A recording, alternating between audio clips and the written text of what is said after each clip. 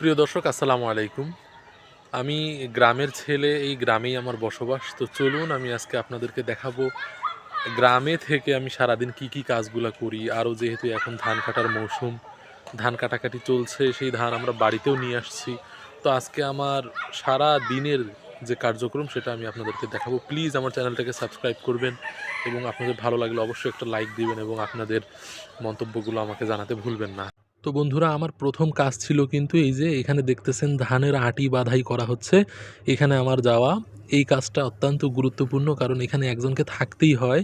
কারণ না থাকলে হয়তোবা অনেকে একটা দুটো আটি কিন্তু এখান থেকে চুরি করে নিয়ে যেতে পারে। এই যে দেখুন, সেই আটিগুলাই কিন্তু এখন স্তরে স্তরে কিন্তু সাজানো হচ্ছে। এগুলো পরে মাড়াই করা হবে। তারপরে এই যে আমাদের গাছগুলো আমরা বিক্রি করে দিয়েছিলাম, সেগুলো নিয়ে যাওয়া হচ্ছে। তারপরে আমি ঝালমুড়ি খেতে চলে গিয়েছিলাম বন্ধুরা। এখানে এত সুন্দর ঝালমুড়ি বিক্রি করে, এবং এরপর কিন্তু আমি চাও খেতে চলে গিয়েছিলাম বন্ধুরা। ধন্যবাদ সবাই আমার পাশে